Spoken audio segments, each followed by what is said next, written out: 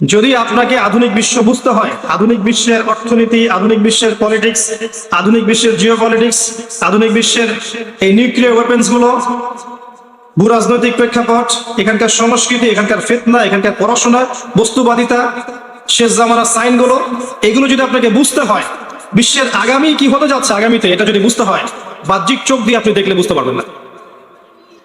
আপনি মুসা আলাইহিস সালামের এই দৃষ্টি দিয়ে দেখলে বুঝতে পারবেন না। আপনাকে খিদির আলাইহিস সালামের মতো দূরদর্শিতা সম্পন্ন হতে হবে, যার শুধু বাহ্যিক চোখ ছিল না, হৃদয়ের একটা চোখ ছিল। আমার কথা কি বুঝতে পারছেন? আপাত দৃষ্টিতে আপনার কাছে একটা বিষয় ভালো মনে হতে পারে এখন, কিন্তু হয়তো প্রকৃত অর্থে এটা ভালো নয়। আবার বাহ্যিক চোখে আপনার কাছে মনে হতে পারে সবকিছু সংকুচিত হয়ে আসছে, প্রকৃত বাস্তবতা আসলে এমন নয়। বর্তমান বিশ্বের বাস্তবতা বুঝতে হলে বাহ্যিক চোখ এবং হৃদয়ের চোখ, আধ্যাত্মিক চোখ, অভ্যন্তরীণ চোখ দিয়ে দেখতে হবে। বাহ্যিক কান হৃদয়ের কান দিয়ে শুনতে হবে এবং কলবকে জিন্দা করতে হবে। নিজের যে নফস, মৃত কলব, এটাকে জিন্দা করতে হবে, তারপরে বুঝতে পারবেন ইনশাআল্লাহ। কি করলে এগুলো হবে? কয়েকটা কাজ বলে দিই আগে। এক নাম্বার, বেশি থেকে বেশি নামাজ পড়লে এবং তাহাজ্জুদ গোজার হলে কলবের মধ্যে নূর আসবে ইনশাআল্লাহ। বেশি থেকে বেশি কোরআন তেলাওয়াত যে করবে, কোরআনকে বোঝার চেষ্টা করবে, গবেষণা করবে, ইনশাআল্লাহ আল্লাহর পক্ষ থেকে কলবে নূর আসবে ইনশাআল্লাহ। বেশি থেকে বেশি যারা আল্লাহর জিকির আজগার করবে, আল্লাহর কাছে দোয়া করবে এবং পরকাল, কবর, মৌতকে স্মরণ করবে, কলবের মধ্যে নূর আসবে ইনশাআল্লাহ, কলব জীবিত হবে। যারা বেশি মানুষের সাথে মেলামেশা করবে, কলব মরে যাবে। বেশি বেশি খাবে, কলব মরে যাবে। বেশি থেকে বেশি ঘুমাবে, কলব মরে যাবে। বেশি কথা বলবে, বাচাল, কলব মরে যাবে। বেশি দুনিয়ার পিছনে ছুটবে, টাকা পয়সা, ধন দৌলত, ব্যাংক ব্যালেন্স, স্ট্যাটাস, বাড়ি গাড়ি, নারী, এগুলোর পিছনে ছুটবে বেশি, কলব মরে যাবে। যে যত বেশি পরকালের দিকে ছুটতে পারবে, তার কলব তত জিন্দা হবে ইনশাআল্লাহ। আপনাদের এই সিলেট, এই যে পুণ্যভূমি ইসলামের, এটা জিন্দা হয়েছে ওই সব মানুষের মেহনতের দ্বারা যাদের কলব ছিল জিন্দা। তারা শুধু সুফি সাধক ছিলেন না, প্রয়োজনে ওই রাজা গৌর গোবিন্দের জুলুমকে ঠেকানোর জন্য তরবারিও হাতে নিয়েছিলেন। তারা শুধু বাহ্যিক চোখ দিয়ে দেখেননি, হৃদয়ের চোখ দিয়ে দেখেছেন। আল্লাহর সাহায্য এসেছে, আসে নাই? আজকে লক্ষ লক্ষ কোটি কোটি মানুষ এই সিলেটের বুকে দ্বীন ইসলামের কালিমা লা ইলাহা ইল্লাল্লাহ এর স্বাদ পেয়েছে। ওই মানুষদের মেহনতের ফল আমরা সেখানে বসে আছি, সুবহানাল্লাহ। অথচ এটা ছিল একটা জালেম রাজার রাজত্বের জায়গা। জুলুম করা হতো, নির্যাতন করা হতো, নির্মম ভাবে মানুষকে হত্যা করা হতো। তো এই কথাটাকে ভালো করে বোঝেন। বর্তমান বিশ্বকে বুঝতে হলে আপনার বাহ্যিক চোখ যথেষ্ট নয়, বাহ্যিক কান যথেষ্ট নয়, শুধু একাডেমিক পড়াশোনা যথেষ্ট নয়। আল্লাহর পক্ষ থেকে নূরের প্রয়োজন আছে। আর নূর মার্কেটে কিনতে পাওয়া যাবে না। নূর পেতে হলে বিনয়ী হতে হবে, আত্মহমিকা রাখা যাবে না, অহংকার, হিংসা, ঘৃণা, গীবত, তহমতের সংস্কৃতির চর্চা করা যাবে না। বেশি বেশি পরকালকে স্মরণ করা, মৌতকে স্মরণ করা, বেশি থেকে বেশি তেলাওয়াত করা, জিকিরে থাকা, আল্লাহর ধ্যানে থাকা, তাহাজ্জুদে থাকা, আল্লাহর কাছে দোয়ায় থাকা, এগুলোর মধ্য দিয়ে দেখবেন কলবটা জিন্দা হয়ে গেছে ইনশাআল্লাহ। এবার আসেন, 5টা মৌলিক সমস্যা ছিল। 1 নাম্বার শিরক, 2 নাম্বার মাদক, 3 নাম্বার রিবা বা সুদ, 4 নাম্বার নারীর অবমাননা, আর 5 নাম্বার ছিল গোত্রীয় হানাহানি, দ্বন্দ্ব। এই 5টা জাহেলিয়াত এখনকার বিশ্বের মধ্যে জাজল্যমান। দেখবেন বিশ্বের যেদিকে তাকাবেন শিরক আর শিরক, মুসলিমদের মধ্যেও অমুসলিমদের মধ্যেও। হ্যাঁ, এর বাইরে ইল্লা মাশাআল্লাহ আল্লাহ তাওহীদপন্থী বান্দারা তো অবশ্যই আছেন, আমি মেজরিটির কথা বলছি। বিশ্বের যেদিকে তাকাবেন মাদক আর মাদক, মাদকের ভেরিয়েশন, সিগারেট থেকে ইয়াবা পর্যন্ত ভেরিয়েশন। যেদিকে তাকাবেন রিবা আর সুদ, সুদের সয়লা। বিশ্বের যেদিকে তাকাবেন আনাচে কানাচে, একদম ওই ওয়ার্ল্ড ব্যাংক থেকে শুরু করে একদম রুট লেভেল পর্যন্ত, রুট লেভেল এনজিও পর্যন্ত খালি সুদ আর সুদ। আপনি ওয়ার্ল্ডে যেদিকে তাকাবেন দেখবেন নারীর অবমাননা, নারীর ইজ্জতকে এখন সস্তা বানিয়ে দেওয়া হয়েছে, ওকে পণ্য বানিয়ে দেওয়া হয়েছে। যেদিকে তাকাবেন দেখবেন গোত্রীয় হানাহানি ছিল যেমন জাহিলি যুগে, এখন এটা বৈশ্বিক হানাহানি, ধর্মীয় হানাহানি, পলিটিক্যাল হানাহানিতে রূপ নিয়েছে। একই সেম, কিচ্ছু চেঞ্জ হয়নি। আপনি 2 চোখ দিয়ে দেখেন বর্তমান বিশ্বকে, আপনি ওই মক্কার জাহিলিয়াতের সাথে মিলাতে পারবেন। সমস্ত সুন্নাহ এখনো বিদ্যমান আছে। আমি খালি 5টার কথা বলেছি। আপনি এখনকার বিশ্বকে আসহাবুল কাহফের ওই যে গুহাবাসী যুবকরা ছিল, ওরা যে সমাজ থেকে চলে গিয়েছিল ওই সমাজের সাথে মেলাতে পারবেন। ওই সমাজটা ছিল এখনকার বিশ্বের মতো গডলেস ওয়ার্ল্ড। আমি একটা ব্যাখ্যা আসছি একটু পর। এখনকার বিশ্বকে আপনি ওই মূসা আর ফেরাউন, ওই ফেরাউনের শাসনের সাথে মেলাতে পারবেন। এখনকার বিশ্বকে আপনি নমরুদের শাসনের সাথে মেলাতে পারবেন। এখনকার বিশ্বকে আপনি সেই আদ আর সামুদ জাতির উদ্ধত আচরণের সাথে মেলাতে পারবেন। কোরআনের পাতায় পাতায় যাদের কথা আছে প্রত্যেকটা কাহিনীতে আপনি বর্তমান বিশ্ব খুঁজে পাবেন যদি দুই চোখ দিয়ে দেখেন। আসেন বিশ্বের শিক্ষার দিকে আসেন। বিশ্বের একটা অংশ মিস্টিরিয়াসলি, রহস্যজনক ভাবে এমন ভাবে রাইজ করেছে সারা ওয়ার্ল্ডের মধ্যে যে সারা ওয়ার্ল্ডের প্রতিটা আনাচে কানাচে সে তার রাজত্ব এবং দৌরত্ব স্থাপন করেছিল। এটা হচ্ছে ইউরোপিয়ান সিভিলাইজেশন বা পশ্চিমা সভ্যতা। এটা এমন ভাবে হঠাৎ করে রাইজ করেছে এবং রাইজিংটা ছিল সাইন্টিফিক্যালি, টেকনোলজিক্যালি রেভলিউশন, এবং তাদের ওই ক্ষমতা, ওই পাওয়ারকে তারা পুরো বিশ্বকে ডমিনেট করার কাজে ব্যবহার করেছে। বিশ্বের প্রতিটা জায়গা তারা কলোনাইজ করেছিল, ইভেন আমাদের এই জায়গাও তারা কলোনাইজ করেছে। এবং তারা ততক্ষণ পর্যন্ত সরে যেত না যতক্ষণ তাদের কিছু ফটোকপি সেখানে রেখে না যেতে পারতো। আমার কথা বুঝতে পারেন? তাদের ফটোকপি রেখে তারা সেখান থেকে চলে যেত, পুরোপুরি কখনো লিভ করতো না। তারা একটা শিক্ষা দর্শন দিয়ে গেছে বিশ্বকে। কি দর্শন? পরীক্ষা নিরীক্ষা, যুক্তি, বিজ্ঞান, দর্শন, এগুলোর মানদণ্ডে যা উতরে আসবে এটাই হচ্ছে জ্ঞান।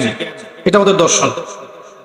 পরীক্ষা নিরীক্ষা, পর্যবেক্ষণ, যুক্তি, বিজ্ঞান, দর্শন দিয়ে যা প্রমাণ করতে পারবেন সেটাই জ্ঞান, তারই অস্তিত্ব আছে, বাকি কোনো কিছুর অস্তিত্ব নাই। এই জন্যে, ঠিক এই কারণেই, এই এপিস্টিমোলজিক্যাল কারণেই তারা আল্লাহ বিশ্বাস করবে না, মালাইকায় বিশ্বাস করবে না, জিন জাতিতে বিশ্বাস করবে না, স্বপ্নে বিশ্বাস, সত্য স্বপ্নে বিশ্বাস করবে না, তারা রূহ বা আত্মায় বিশ্বাস করবে না, কবরের আযাবে বিশ্বাস করবে না, জান্নাত জাহান্নামে বিশ্বাস করবে না, তারা মিজান পুলসিরাতে বিশ্বাস করবে না, ডান হাতে আমল নামে বিশ্বাস করবে না। বিকজ এই বিষয়গুলোকে আপনি ল্যাবরেটরিতে বসে পরীক্ষা নিরীক্ষা, যুক্তি, বিজ্ঞান, দর্শন দিয়ে প্রমাণ করতে পারবেন না। কথা বুঝতে পারছেন? এটা হলো ওদের জ্ঞানতাত্ত্বিক দর্শন। এজ এ মুসলিম আপনার দর্শন হচ্ছে যালিকাল কিতাব লা রাইবা ফীহি হুদাল লিল মুত্তাকিন আল্লাযীনা ইউমিনুনা বিল গায়ব। মুত্তাকি কারা? যারা গায়েবে বিশ্বাস করে। আপনার আল্লাহকে আপনি দেখেননি, আপনি আপনার রাসূলকেও দেখেননি, আগের রাসূলদেরকে তো দেখেনই, আসমানি কিতাবগুলো আগেরগুলো দেখেন নাই, আপনি তাকদীর দেখেননি, পরকাল দেখেননি, জান্নাত জাহান্নাম দেখেন নাই, মিজান পুলসিরাত দেখেননি, কবরের আযাব দেখেননি, রূহ দেখেন নাই, জিন জাতি দেখেননি, এগুলোকে কি আপনি বিশ্বাস করবেন? বিশ্বাস করবেন? যদি বর্তমান বিশ্বের শিক্ষা দর্শনে আসেন আপনি, তাহলে আপনি যদি এগুলোতে বিশ্বাস করেন তারা আপনাকে বলবে আপনি মৌলবাদী। আমার কথা কি বুঝতে পারছেন? তার একটা শব্দ বের করে নিয়েছে, কারণ এগুলো মৌলিক বিষয়, এগুলো হচ্ছে ধর্মতাত্ত্বিক বিষয়। এগুলো যারা ধর্মীয় অন্ধ, ধর্মান্ধ ব্যক্তি যারা, তাদের ভাষা মতো ধর্মান্ধ ব্যক্তি যারা, তারা এগুলোতে বিশ্বাস করবে। আমরা তো সায়েন্টিফিক জাতি, আমরা টেকনোলজিক্যাল রেভলিউশনে বিশ্বাস করি, আমরা পরীক্ষা নিরীক্ষা, যুক্তি, বিজ্ঞান, দর্শনে বিশ্বাস করি। আমাদের সাথে এইসব মিজান পুলসিরাত, জিন জাতি, রূহের কি সম্পর্ক? এবং এই শিক্ষা দর্শনে সারা বিশ্বের শিক্ষা ব্যবস্থা চলছে জানেন, এবং মুসলিমদের শিক্ষা ব্যবস্থা হয়ে চলছে। এর বাইরে গিয়ে হয়তো আপনি মাদ্রাসা শিক্ষা শিখছেন, ইসলামী শিক্ষা শিখছেন, সেটা স্বতন্ত্র শিক্ষা ব্যবস্থা, কিন্তু ওয়ার্ল্ড ওয়াইড গ্লোবাল শিক্ষা এবং জ্ঞানতাত্ত্বিক দর্শন এটাই। তারা কখনোই ইসলামের এই বেসিক জিনিসগুলো বিশ্বাস করবে না, কারণ এগুলোকে তারা ল্যাবে বসে প্রমাণ করতে পারছে না। তাই জ্ঞানের যে ডেফিনেশন তারা দিল, সংজ্ঞা যে দিল, এপিস্টেমোলজি দিল, জ্ঞান তত্ত্ব দিল, এটার মধ্যে শিরক আছে না? যদি কেউ এটাতে বিশ্বাস করে, ওদের এই তত্ত্বে বিশ্বাস করে, সে ঈমান থাকবে? জিন জাতিকে তো দেখেননি, পরীক্ষা করতে পারেন নাই, বিশ্বাস করবেন না? তাহলে কোরআনের সূরা জিন বলে একটা সূরা আছে, এটা মিথ্যা? কবরে যে প্রশ্ন উত্তর হবে, আযাব হবে, সওয়াল জবাব হবে, এটা তো আপনি ল্যাবে প্রমাণ করতে পারেন নাই, তাহলে কি এটা মিথ্যা? আপনি আল্লাহকে কখনো দেখেননি, আল্লাহ নূর তাজাল্লিও দেখেন নাই, তাহলে কি আপনি আল্লাহকে বিশ্বাস করবেন? আপনি তাকদীর দেখেননি, তাকদীর আবার কি জিনিস? আল্লাহ পাক যেটা লিখে রেখেছেন লাউহে মাহফুজে, আসমান জমিন সৃষ্টির 50,000 বছর আগে, আপনি জানেন না, দেখেন উনি, বিশ্বাস করবেন? সত্য স্বপ্ন দেখতে পারে মানুষ, মুমিনরা দেখতে পারে, এটা কি বিশ্বাস করবেন? সত্য স্বপ্ন কাফেরও দেখতে পারে। ওই যে ইউসুফ আলাইহিস সালামের ওই যে বন্দী দুইজন, সূরা ইউসুফের দুই বন্দী মনে আছে? একজন এসে বলল যে আমি স্বপ্ন দেখেছি আমার মাথায় রুটি, এটাকে ঠোকর মেরে খেয়ে নিচ্ছে। দেখেন নাই? এই ব্যক্তি মুসলিম ছিল? ছিল না। স্বপ্ন সত্যি ছিল না? ছিল। এটা কি ওরা বিশ্বাস করবে? রূহ বা আত্মা বলে একটা কিছু আছে আমাদের শরীরের ভিতরে, এটা কি ওরা বিশ্বাস করবে? এই যে বেসিক জিনিসগুলো, মৌলিক বিষয় দিনের, সবই গায়েব অদৃশ্যে বিশ্বাস। তাদের জ্ঞানতাত্ত্বিক মতাদর্শনে গেলে এগুলোর কোনো অস্তিত্ব নেই, আপনাকে বিশ্বাস করা যাবে না। যদি বিশ্বাস করেন আপনি সেখানে আপনি ব্যাকডেটেড, আপনি মৌলবাদী ধর্মান্ধ। আর যদি আপনি বিশ্বাস না করেন তাহলে আল্লাহর বিধান অনুযায়ী আপনি আর মুমিন থাকতে পারছেন না, কাফের হয়ে আছেন। এখন চয়েস ইজ ইয়োর্স, আপনি সিদ্ধান্ত নেবেন কোন দিকে আপনি যাবেন। আমি শুধু ব্যাখ্যা করছি।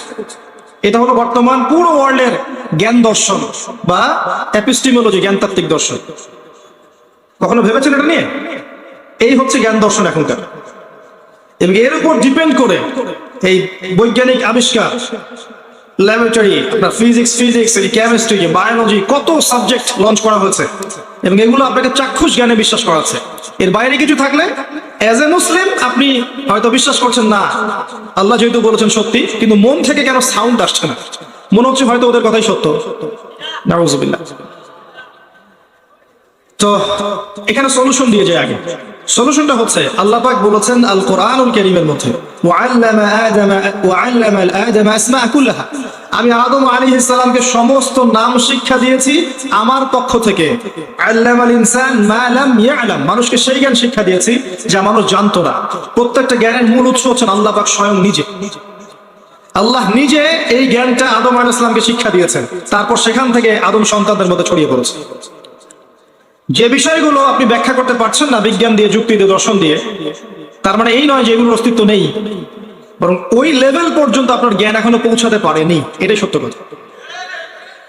আচ্ছা, এবার আসেন, এবার বর্তমান বিশ্বের অর্থনীতির দিকে আসেন।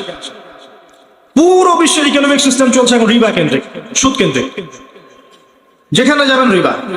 আল্লাহ পাক কোরআনে বলেছেন, আয়াতটা আমি স্মরণ করিয়ে দেই, ইয়া আইয়ুহাল্লাযীনা আমানু, হে মুমিনগণ, ইত্তাকুল্লাহ, আল্লাহকে ভয় করো, ওয়াযারু মা বাকিয়া মিনার রিবা, সুদের অবশিষ্ট অংশ ছেড়ে দাও, ওয়া ইল্লাম তাফআলু, তোমরা যদি এটা না করো, ফাযানু বিহারবিন মিনাল্লাহি ওয়া রাসূলিহি, তাহলে আল্লাহ এবং তার রাসূলের সাথে যুদ্ধের ঘোষণা শুনে নাও।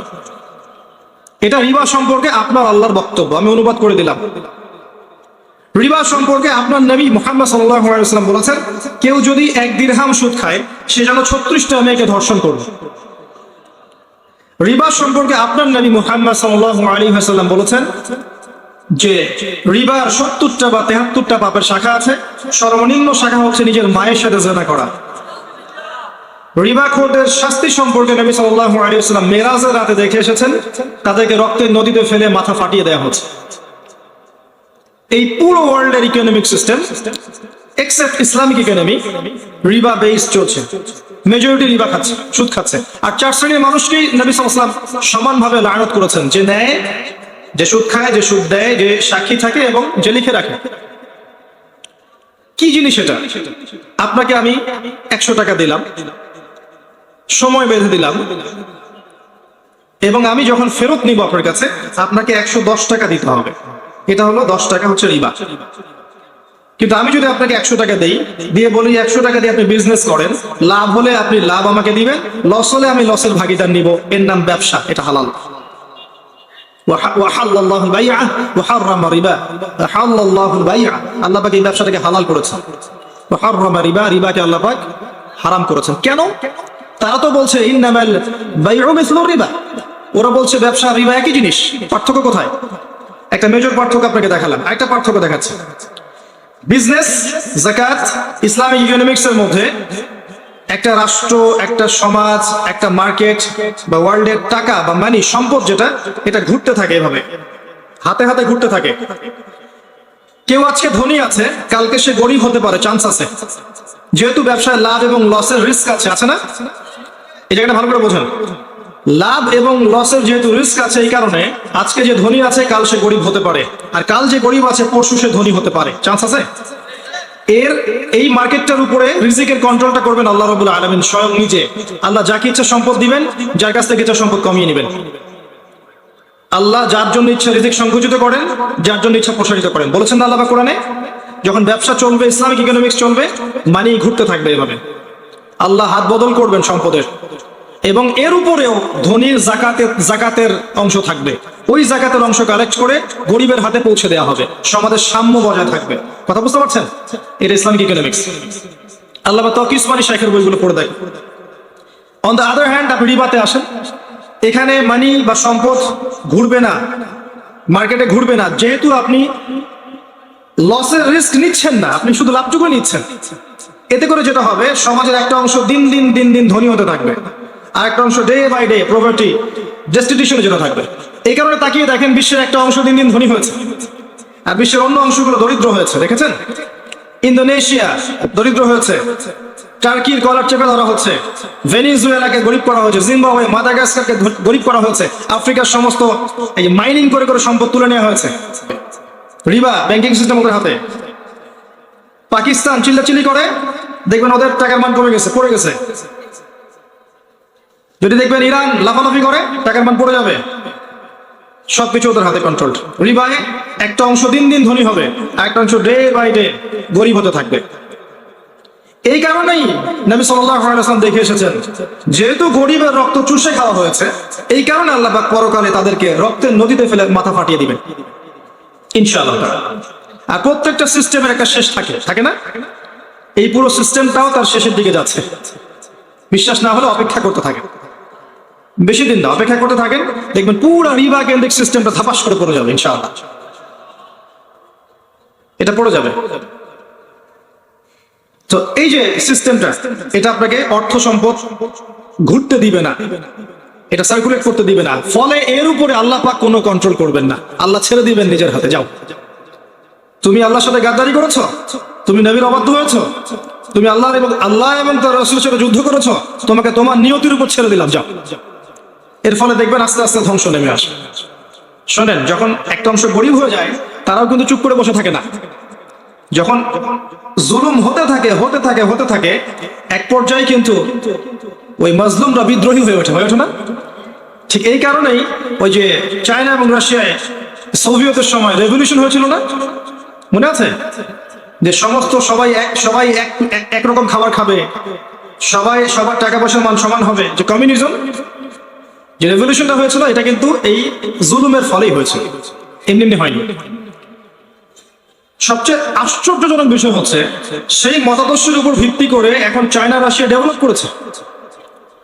এই হলো আপনার ওয়ার্ল্ডের ইকোনমি। এখন এরপরে আরো বিষয় আছে। এরপর আরো বিষয় হচ্ছে, আপনি জাকাতটাকে আস্তে আস্তে সরিয়ে দিয়েছেন, ব্যক্তিগতভাবে জাকাত দিচ্ছেন। আপনি কি ইউনাইটেডলি জাকাত দিচ্ছেন? জাকাত যে দেওয়া লাগে, এটাও কি অনেকে জানে? কেউ জানে? আবু বকর সিদ্দিক রাদিয়াল্লাহু আনহু জাকাত অস্বীকারীদের বিরুদ্ধে যুদ্ধ করেছিলেন। আমাদের মুসলিমদেরকে শেখাতে হয় যে কালিমার পরে নামাজ, তারপর জাকাত। কতজন মানুষ জাকাত দেয় বলেন দেখি?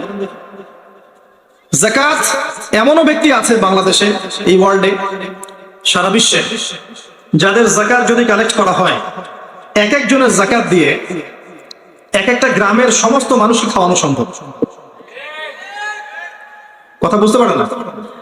এমনও মানুষ আছে যাদের জাকাত এত হিউজ পরিমাণ আসবে যে আপনি পুরো একটা লোকালিটির দায়িত্ব নিতে পারবেন। যদি প্রত্যেক বছর সঠিক নিয়ম অনুযায়ী মুসলিমদের জাকাত আদায় করা হতো, তাহলে আপনি রাষ্ট্রের উন্নয়ন, আপনার সমাজের উন্নয়ন, আপনার বেকারত্ব দূরীকরণ, নতুন প্রজেক্ট বাস্তবায়ন, আপনার এই নারীর সমস্যাগুলো দূরকরণ, পতিতালয়গুলোকে ভেঙে দিয়ে ওই সব নারীদের ভালো কোনো ব্যবস্থা করা, সমস্ত কাজ আপনি করতে পারতেন শুধু জাকাতের অর্থ দিয়েই। কিন্তু কে বুঝাবে মুসলিমদেরকে এখন এগুলা?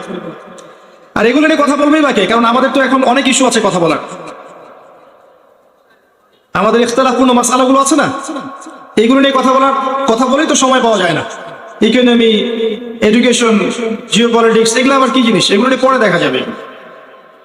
আচ্ছা, তো মূল সমস্যাগুলো হচ্ছে রিবা, প্রতারণাপূর্ণ অর্থনীতি, বোগাস মনিটারি সিস্টেম। এগুলো দিয়ে দেখবেন দরিদ্র সম্পদ চুষে নেওয়া হয়েছে, বিশ্বের একটা অংশ দিন রিচ করেছে, এবং এটার পতন হবে ইনশাআল্লাহ। সামনে আল্লাহ কিভাবে করবেন আল্লাহ জানেন, আমরা জানি এতটুকু হবে ইনশাআল্লাহ।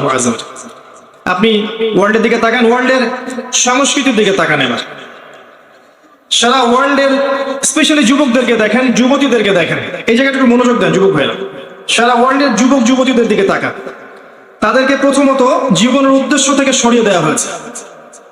তাদের মধ্যে বেশিরভাগ মানুষ এখন নিজেদের জীবনের উদ্দেশ্য সম্পর্কে সচেতন নয়, এবং স্পেশালি মুসলিমদের ইয়াং জেনারেশন সচেতন নয়।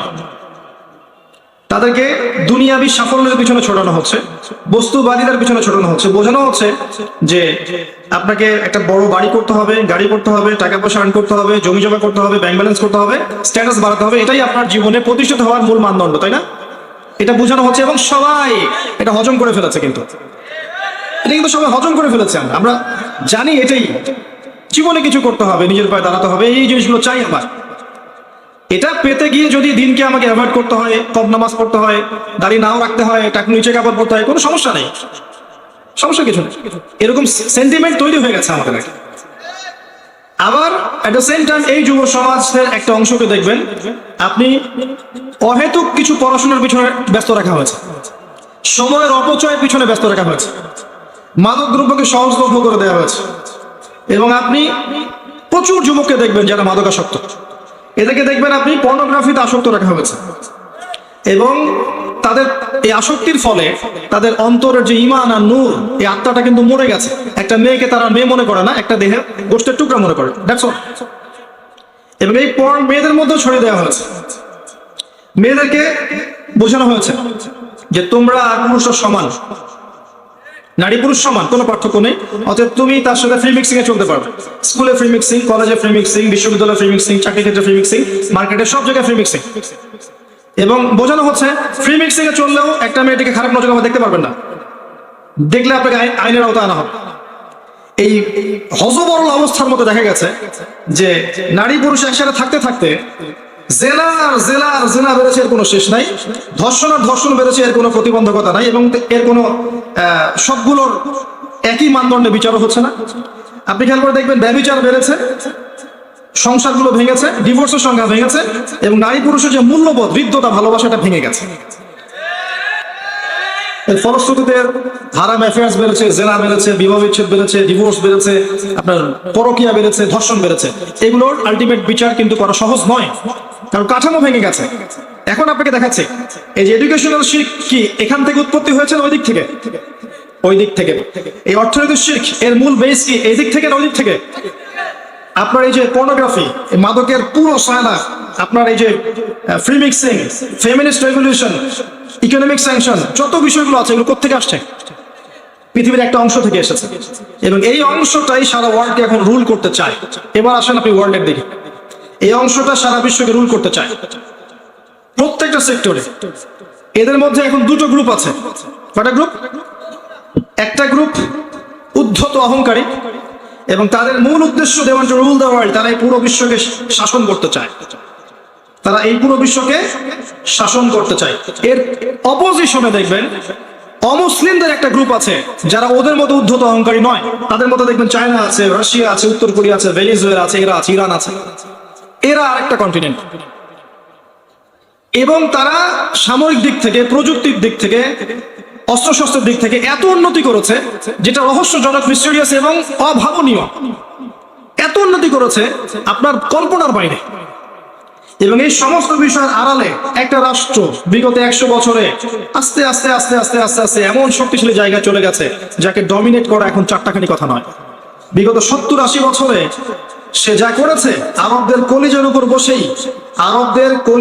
বসেই, তিনটা না 4-4টা যুদ্ধ থেকে পরাজিত করে, ওদের কলিজার উপর বসেই তেল নিয়ন্ত্রণ, পলিটিক্স নিয়ন্ত্রণ, ইকোনমি নিয়ন্ত্রণ, ভৌগোলিক সীমানা বাড়ানো, বসতি নির্মাণ করা, পররাষ্ট্রনীতি অ্যাপ্লাই করা, সামরিক ক্ষেত্রে উন্নতি করা, গোল্ড এবং সিলভার মজুত করা থেকে শুরু করে এমন কোনো ক্ষেত্র নাই যেটাতে সে এখন উন্নতির স্বর্ণশিখরে নাই। তখন আমরা কি করছিলাম? আমরা জিলাপি খাচ্ছিলাম এবং খোরমা খাচ্ছিলাম। এবং আমরা কি করছিলাম দেখেন, আমরা ছিলাম ও অমুক, ও হানাফি, ও সালাফি, ও বেরলবি, ও তাবলিগ, ও জামাত, ও দেওবন্দি, ও আটরশি, ও মাইজ ভান্ডারি, এগুলোতে ছিলাম আমরা। কে কোথায় হাত বাঁধবে, কেউ অফলেদান করবে কি করবে না, পাইপা লাগাবে কি লাগাবে না, মানে এগুলো আমাদের জন্য ছিল বড় জিহাদ। তখন এগুলো করে আমরা মুসলিমগুলোকে ভাগ করেছি, এবং ভাবখানা এমন যে আমরা খিলাফা কায়েম করেছি মাশাআল্লাহ।